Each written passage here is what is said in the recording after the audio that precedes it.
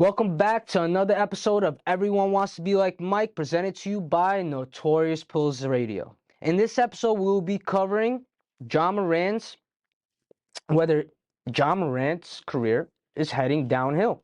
All right, ladies and gentlemen, get ready for this one because it is going to be interesting. All right, but before we jump into it, please leave a like below. If you are new, subscribe to our YouTube channel, and you can follow us via Instagram. Anyway, let's dive right in, should we? Ja Morant was spotted on Instagram Live flashing a gun at a Denver area club after a game against the Nuggets on March 3rd.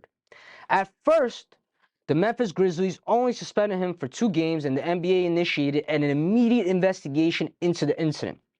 Ja Morant thereafter released a statement taking full responsibility of his actions, apologizing to his family, friends, fans, the Grizzlies organization, and the whole city of Memphis for letting them down.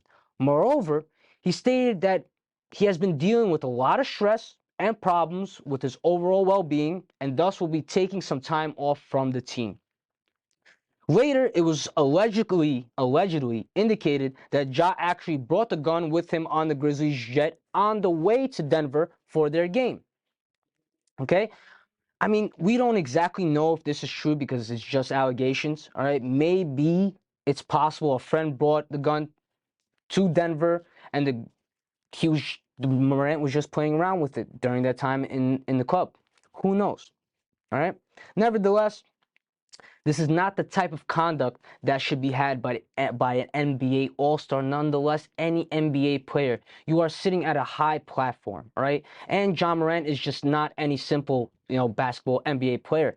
He's one of the best in a very short period of time. And the city of Memphis, okay, you have a lot of kids in the city of Memphis, in the United States, and all around the world that look up to a player and person like Ja Morant. And to set such examples, it's really, really disappointing. Really disappointing to see from a player that could achieve so much greatness in his career.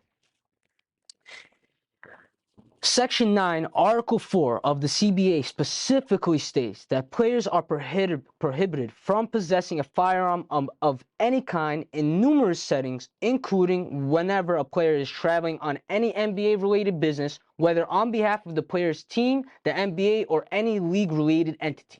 Violation of this can end up with a 50-plus game suspension, not to mention criminal charges by the state the offender was caught in, and federal charges due to the fact that the gun was allegedly brought across state lines. Okay? Does this mean we will not be seeing Ja until the 2024-2025 season, or do you believe that they will bring him back a lot earlier? More importantly, how do you think this will affect the Grizzlies as a team in this year's NBA playoffs, considering the fact that they had an incredible season with a 38-25 win-lose record and are second in the West thus far? All right.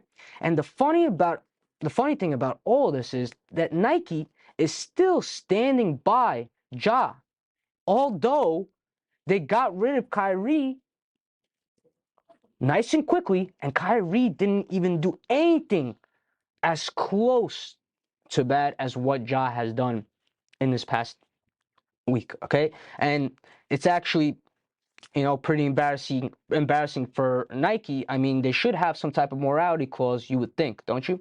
But I guess not.